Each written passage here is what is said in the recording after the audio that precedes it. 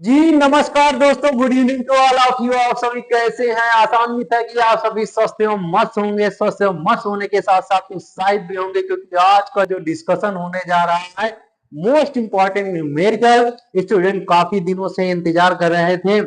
कई दिन ऐसे मिस हुए कि जो हम आप लोगों को वीडियो नहीं अपलोड कर पाए, लेकिन अब रेगुलर वीडियो अपलोड होंगी। चलते हैं, वीडियो को स्टार्ट करते हैं। आपके जो बोर्ड एग्जाम 2025 में मोस्ट इंपॉर्टेंट क्वेश्चन है जो कि बोर्ड एग्जाम में आएगा, वो कैसा क्वेश्चन है देखते हैं सभी स्टूडेंट। एक आदर्श ट्रांसफार्मर है। एक आदर्श ट्रांसफार्मर की प्राथमिक एवं द्वितीय कुंडलियों में फेरों की संख्या दी गई है। प्राथमिक कुंडली में फेरों की संख्या 1100 दी गई है और द्वितीय कुंडली में फेरों की संख्या 110 है। प्राथमिक कुंडली में सप्लाई वोल्टेज, ये जो वीपी है, ये है प्राथमिक कुंडली में सप्लाई वोल्टेज 220 वोल्ट है। ये द्वितीय कुंडली से जुड़े यंत्र की प्रतिबाधा दी गई है, जो जेडएस, द्वितीय के लिए जेडएस है। तो प्राथमिक कुंडली द्वारा ली गई धारा का मान ज्ञात करना है। तो ली गई धारा मतलब कि प्राथमिक कुंडली आईपी ज्ञात करना है। तो स्टूडेंट कैसे ज्ञात करते हैं देखते हैं। जो जो दिया गया है डाटा उसको सबसे पहले नोट कर लेते हैं। दिया गया है कि ट्रांसफार्मर की प्राथमिक और द्वितीय कुंडली में फेरों की संख्या। तो लिखते हैं ट्रांसफार्मर की प्राथमिक कुंडली, प्राथमिक कुंडली में फेरों की संख्या, फेरों की संख्या। प्राथमिक कुंडली में फेरों की संख्या को क्या कहते हैं? एनपी। एनपी इक्वल टू कितना दिया गया है? 1100। और द्वितीय कुंडली में, द्वितीयक कुंडली में फेरों की संख्या, फेरों की संख्या, इसको किससे पे करते हैं? एनएस से। एनएस बराबर कितना दिया गया? 110। कहता है प्राथमिक कुंडली में सप्लाई वोल्टेज, प्राथमिक कुंडली में वोल्टेज, प्राथमिक कुंडली में वोल्टेज ये कितना दिया गया है? इसको वीपी से डिनोट करते हैं। तो वीपी बराबर कितना दिया गया है? 220 वोल्ट। द्वितीय कुंडली में प्रतिबाधा, द्वितीयक कुंडली में प्रतिबाधा, प्रतिबाधा इसको कहते हैं जेडएस। द्वितीय के लिए प्रतिबाधा को जेड से डिनोट करते हैं हम। जेडएस बराबर दिया गया है 220 ओम। तो कहता है कि प्राथमिक कुंडली द्वारा ली गई धारा, प्राथमिक कुंडली द्वारा ली गई धारा, ली गई धारा प्राथमिक कुंडली द्वारा, तो आईपी बराबर व्हाट, ये आईपी ज्ञात करना है। तो स्टूडेंट बहुत ही इंपॉर्टेंट क्वेश्चन है जो कि 3 नंबर में पूछा जाता है। वीडियो को स्किप नहीं करना, लास्ट तक देखिएगा एक एक स्टेप। चाहे कमजोर स्टूडेंट हो चाहे तेज स्टूडेंट है, एक बार देख लीजिए, बोर्ड एग्जाम क्लियर, अच्छे से अच्छे नंबर आ जाएंगे। चलते हैं। अब आपको पता है ये सारे मान दिए गए हैं, तो स्टूडेंट आपको पता होगा ट्रांसफार्मर के परिणमन अनुपात का फार्मूला। परिणमन अनुपात का जो फार्मूला होता है, आर बराबर क्या होता है स्टूडेंट? परिणमन अनुपात का फार्मूला जो होता है, ये होता है परिणमन अनुपात, जो पढ़े थे। आर बराबर क्या होता है?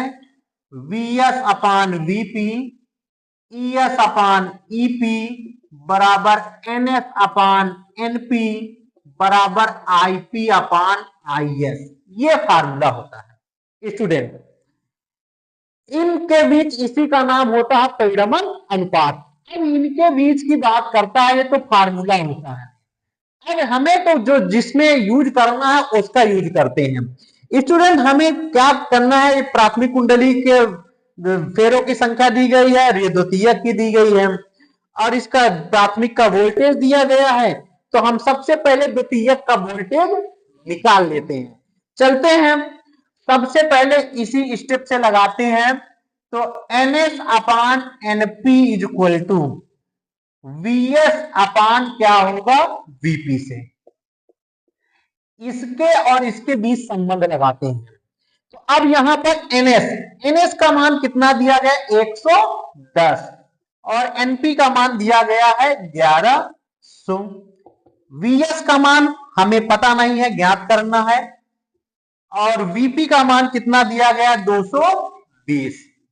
अब तिर्यक गुणा कर लीजिए। VS बराबर ये बटे में इधर गुणा में आ गया 110 बटे 1100 गुणे 220।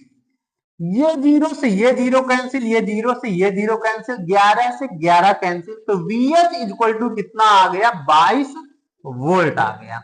ध्यान दीजिए VS का जब मान निकल द्वितीयक कुंडली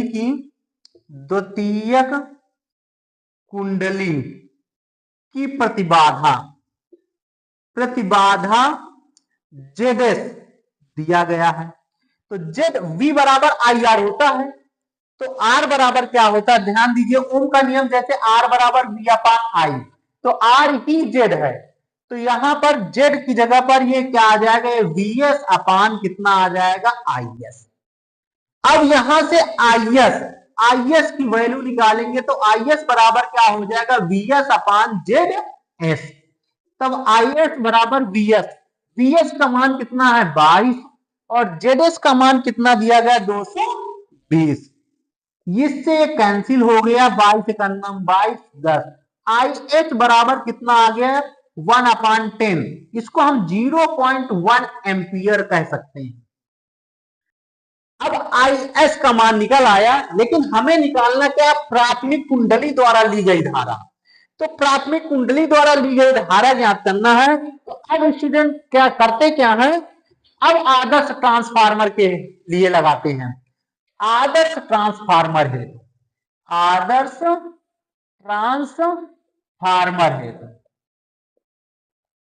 अब क्या करते हैं, आदर्श ट्रांसफार्मर आप समझ लीजिए कि जैसे प्राथमिक कुंडली की शक्ति और द्वितीय कुंडली की शक्ति दोनों क्या होती है बराबर होती है आदर्श ट्रांसफार्मर। तो प्राथमिक कुंडली की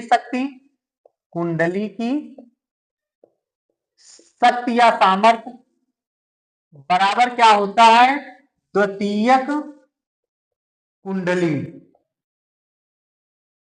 की शक्ति। अब प्राथमिक कुंडली की शक्ति देखिए VP IP बराबर द्वितीय कुंडली का VS IS।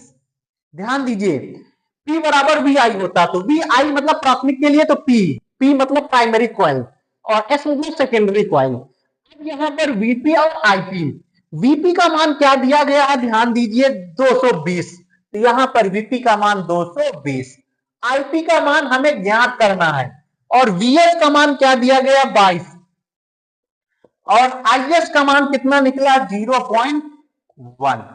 तो अब हम IP का मान निकालते हैं। तो IP इक्वल टू कितना हो गया 22 गुणे 0.1 बटे 220। इस 22 से 22 क्या हो गया कैंसिल हो गया 10 आ गया, एक अंक और इस तरफ दशमलव हट जाएगा तो 0.1 अपान 10। इसका मतलब हो गया IP बराबर 0.01 एम्पियर। अर्थात प्राथमिक कुंडली द्वारा ली गई धारा का मान कितना निकलेगा 0.01 एम्पियर। स्टूडेंट यही आपका मान निकालना था, ऐसे निकाल लेते हैं। जहां कहीं पर अगर समझ में ना आया हो तो एक बार देख लेते हैं और अगर किसी भी प्रकार की समस्या हो तो कमेंट बॉक्स में बताइएगा, आपको पुनः इस वीडियो को रिवाइज करेंगे अगर किसी को किसी प्रकार की समस्या है। तो आज का यहीं से डिस्कशन समाप्त करते हैं। Thanks for watching this video.